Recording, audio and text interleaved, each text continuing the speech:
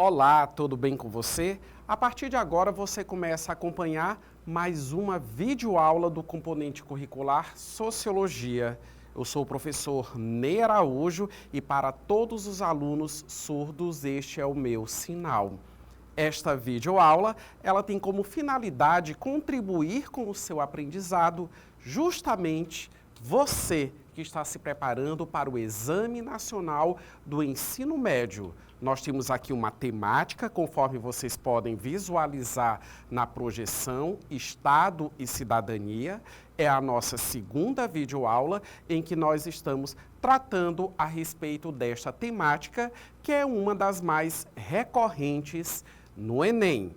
Eu vou tecer algumas considerações iniciais a todos vocês e depois nós vamos trabalhar a resolução de duas questões. Estamos tratando a respeito do Estado, mas o que vem a ser o Estado? O que é esse Estado? Então eu mostro agora para vocês um esquema em que nós temos algumas informações e um conceito a respeito dessa instituição social, porque eu posso adiantar a todos vocês que o Estado é uma instituição social. Mas qual o papel dessa instituição social? Em tela, vamos visualizar. Agora eu vou sumir um pouco e a imagem vai aparecer para vocês. Vamos, pessoal. Vamos lá. Então, conforme vocês podem visualizar, temos aí o conceito de Estado. Logo abaixo da projeção, vocês podem observar a fonte retirada do livro Elementos de Teoria Geral do Estado, 28ª edição. Então, nós temos aqui, nós temos um esquema em que vocês estão visualizando 3 quadradinhos, cada um numa cor e cada um enfatizando uma palavra. No verde, nós temos norma, que acaba representando a questão da ordem jurídica. No amarelo, valor. Qual o valor do Estado? Está associado ao bem comum. E no azul, nós temos o fato, que quer dizer o quê? A questão da soberania. Bem acima disso, nós temos Estado, é a ordem jurídica soberana que tem por finalidade o bem comum de um povo situado em um determinado território. Então, prestem bem atenção que as palavras, elas estão envolvidas. A soberania, nós precisamos ter uma demarcação.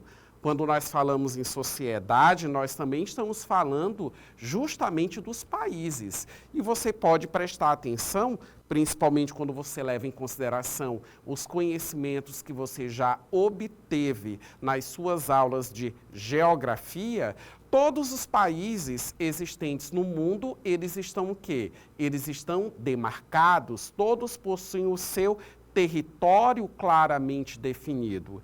E nesse território você tem um povo, e esse povo, ele é conduzido baseado em normas, em leis. Então, por exemplo, nós estamos no Brasil. Toda a legislação brasileira, ela somente tem aplicabilidade dentro do nosso país. A legislação brasileira, ela não tem utilidade em uma outra nação. E é claro que a legislação, ela tem que ser compatível com a realidade do povo. E uma outra informação importante que vocês puderam ler na definição. O Estado, ele tem uma finalidade. E qual é essa finalidade? O bem comum. E o que é esse bem comum? Simplesmente corresponde à criação de todas as condições que sejam favoráveis à população. Então, isso implica dizer, em termos práticos, em que no Brasil nós temos as nossas políticas públicas. Nós temos a política pública da habitação, da saúde, da educação, da segurança pública, dentre outras que eu poderia mencionar aqui a todos vocês. Então, o bem comum acaba correspondendo à oferta dessas políticas públicas em condição potencial, ou, em outras palavras, de forma satisfatória, a fim de atender às demandas da população. Compreenderam? Agora nós vamos relacionar porque também existe uma contrapartida que depende da população. Não basta somente você cobrar do Estado. A população, ela também tem a sua contribuição para que esse bem-estar social, para que esse bem comum, ele também possa se concretizar. Daí a ideia da cidadania. Quem é o cidadão? O cidadão é aquele que participa ativamente do contexto social. Precisamos, de maneira urgente, superar a concepção limitada de que o cidadão somente é aquele que vota, por exemplo. O cidadão, ele toma conta das questões da cidade. E a ideia da cidadania é uma ideia bastante antiga. A época das cidades-estado, na Grécia, enfim, é aquele que se envolve, é aquele que observa o social, é aquele que observa a dimensão coletiva das coisas. Não é aquele que se restringe somente aos seus interesses particulares. Então, o cidadão, ele também tem que contribuir. Neste momento, por exemplo, eu posso não ter nenhuma demanda, nenhuma necessidade no que diz respeito à minha condição de saúde. Mas isso não quer dizer que eu não vou contribuir no sentido de reivindicar melhores condições de saúde nas unidades que prestam esse tipo de serviço no nosso país, né? Então, o cidadão, ele tem que se envolver nessas questões de organização. Nesse sentido, vamos avançar. Vamos para algumas questões do Enem. Visualizem agora a primeira. A primeira questão, ela esteve no Enem do ano de 2023, lá no caderno de Ciências Humanas. Vamos para o enunciado da questão. Acompanhem com bastante atenção a leitura. O Estado surge pelo fato de ser o homem um animal naturalmente social, político. O Estado provê, inicialmente, a satisfação daquelas necessidades materiais, negativas e positivas, defesa e segurança, conservação e engrandecimento, de outro modo irrealizáveis. Mas o seu fim essencial é espiritual, isto é, deve promover a virtude e, consequentemente, a felicidade dos súditos mediante a ciência. Conforme eu fiz a leitura, vocês podem perceber que trata-se de uma citação retirada da obra A Política do Aristóteles. E nesta obra existe essa máxima de que o homem é, por natureza, um animal político, ou seja, a natureza humana é para a vida em sociedade. Então, prestem bem atenção, o conceito de política ilustrado por Aristóteles, não esse conceito limitado que nós vivenciamos na atualidade e que, para uma boa cidadania brasileira, precisa ser um entendimento a ser superado, desmistificado. Se você perguntar para as pessoas, quem é político? A pessoa logo vai associar que o político é o governador, é o vereador, é o prefeito, dentre outros cargos eletivos que eu poderia aqui mencionar.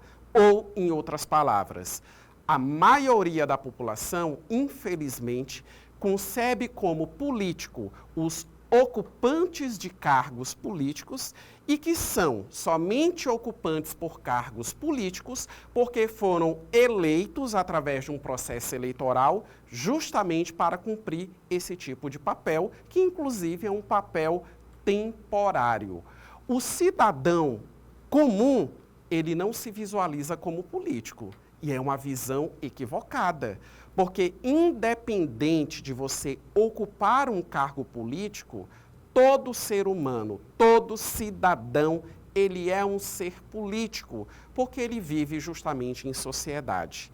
Além disso, precisamos levar em consideração o seguinte: Aristóteles, quando ele ponderou a natureza política, a natureza da vida social em relação ao homem enquanto ser social, ele também levou em conta que somente a vida social pode suprir a nossa necessidade. Ou seja, não há o indivíduo autossuficiente, sozinho, excluído de toda e qualquer convivência de outros seres sociais que possua a capacidade de suprir de maneira absolutamente individualizada todas as suas carências e todas as suas necessidades. Vamos retomar para a questão, vamos agora observar qual o comando, o que é que essa questão ela quer de nós e quais as possibilidades de respostas, né?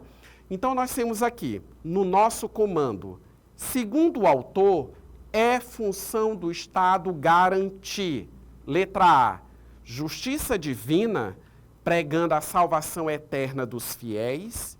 B, soberania, respeitando a autonomia dos três poderes. C, propriedade privada, protegendo o direito natural inalienável. D, vida ética, proporcionando a formação moral dos cidadãos. E letra E, direito de resistência, suprimindo governos considerados impopulares. Vamos observar qual a alternativa correta? Está expressa na letra D, vida ética, proporcionando a formação moral dos cidadãos. Lá na antiguidade não existia a preocupação com o quantitativo de cidadãos, tendo em vista que aquele contexto social, ele inclusive limitava a quantidade de indivíduos que eram reconhecidos enquanto tal. Então, existe uma preocupação em relação à qualificação desses cidadãos. As pessoas que realmente se envolveriam, digamos assim, com os dilemas, com as questões existentes na cidade. Se nós trazermos essa discussão para o nosso contexto atual, isso é uma carência que existe no nosso país. A ausência de cidadãos que sejam realmente qualificados e comprometidos com o contexto social. Uma educação que também venha a favorecer isso seria absolutamente salutar para a sociedade, para a economia e principalmente a política brasileira. Vamos para a nossa segunda questão? Visualizem agora e acompanhem a leitura. Também esteve no Enem de 2023.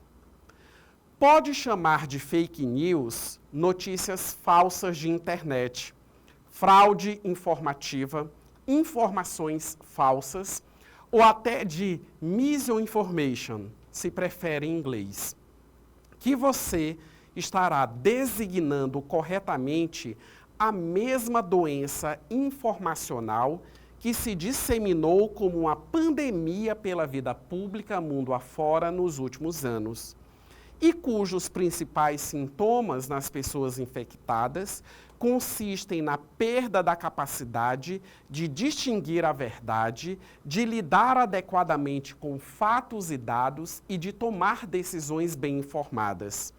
Sabe-se que o portador do vírus se torna alérgico a fatos e evita a todo custo a dissonância cognitiva, isto é, entrar em contato com informações que não satisfaçam os seus desejos e com relatos que se choquem com as suas crenças.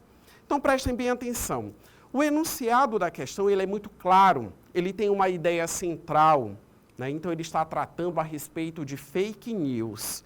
E, ao mesmo tempo, logo no início da citação, quando essa temática ela é mencionada, já vai sendo dado a definição, porque fake news ele está justamente em inglês. Mas nós também podemos, né, como foi colocado no próprio enunciado, nós estamos tratando de uma notícia falsa, nós estamos tratando de uma desinformação, nós estamos tratando de uma ideia que não é compatível com a realidade. E o desenvolvimento tecnológico, principalmente as novas mídias sociais, eles são o terreno em que essas informações, em que essas desinformações, melhor colocando, elas são disseminadas. Infelizmente, muitas pessoas são desprovidas de informação. E é justamente essas pessoas desinformadas que elas acabam sendo alvo das fake news. E essas pessoas, elas acabam também se tornando massa de manobra, porque essas pessoas, elas são facilmente manipuláveis. Por quê? Porque possuem um senso crítico precário ou a ausência de um senso crítico. Quer queira, quer não, a evolução dos meios de comunicação, principalmente com a inserção das novas mídias sociais, nos trazem todos os dias uma enxurrada de informação. Mas cabe a nós garimpar. O que é uma informação útil? Que tipo de informação está chegando até a minha pessoa e é uma informação falsa? É uma informação equivocada? É uma informação tendenciosa? É uma informação limitada? O ser humano hoje, diante dessa enxurrada de informações, precisa, enquanto cidadão, promover esse tipo de reflexão. Acima de tudo, para si próprio. Precisamos garimpar, como quem procura um diamante, quem procura um pedaço de ouro ali no meio das pedras. Eu preciso, enquanto cidadão responsável e consciente, garimpar, selecionar, separar as informações inúteis que acabam correspondendo a inverdades a respeito da realidade. Eu preciso começar e ter a preocupação de consumir, até para minha condição de cidadão, informações e notícias verdadeiras, baseadas na realidade, fundamentadas em dados. E nós sabemos que o tema da fake news ou das fake news é uma preocupação existente na atualidade, inclusive com medidas jurídicas que não correspondem à censura. Mas quando eu dissemino uma desinformação, eu estou sim agindo de má fé. O cidadão de boa fé, ele não dissemina falsas informações. Vamos para o comando da questão e as possibilidades de resposta. Qual é a consequência do fenômeno apresentado no texto para a vida democrática? Letra A, prática de censura. B, distorção da realidade. C, manifestação de cidadania. D, regulamentação das condutas. Letra E, fortalecimento das instituições. Vamos observar a resposta correta na letra B, distorção da realidade. Esse é o papel de uma fake news. Distorcer a realidade. Agora, prestem bem atenção. A pergunta foi, o que é que isso causa em relação à sociedade democrática? E aí, vamos aqui, ainda no finalzinho dessa questão, tecer um comentário absolutamente necessário. A legislação brasileira, ela garante a todos nós a liberdade de expressão. Mas lá no início desta videoaula, eu fiz uma consideração a todos vocês em relação às leis, às normas existentes. Você ter liberdade para você se expressar através da escrita, através da oratória, é também, aliás, levar em consideração justamente as normativas existentes. Eu preciso ter isso em mente. Ou seja, tudo aquilo que eu expresso, eu preciso ter responsabilidade em relação ao que é expressado. Então, quando determinadas ideias, elas são combatidas, quando essas inverdades, quando essas distorções da realidade, elas são combatidas, não é uma prática de censura, não é uma prática de impedir você, de você se expressar aquilo que você pensa. Ilegal, a ilegalidade é quando você distorce a realidade. Quando você diz que a pedra, comparando aqui, fazendo um exemplo bem grosseiro, é quando você diz que a pedra não é pedra, mas que ela é leite, por exemplo. Então, isso acaba sendo um absurdo. Você distorce uma realidade que está posta. Então, isso é ilegal. Isso não é liberdade de expressão. Isso é a má-fé. né, que acaba justamente prejudicando a sociedade, gerando uma massa de manobra que, infelizmente, né, acabam correspondendo a pessoas que não têm um senso crítico a respeito da realidade. Eu espero que você tenha gostado desta videoaula, eu encerro ela por aqui e te espero na próxima videoaula de Sociologia do nosso Pré-ENEM Legal. Até lá!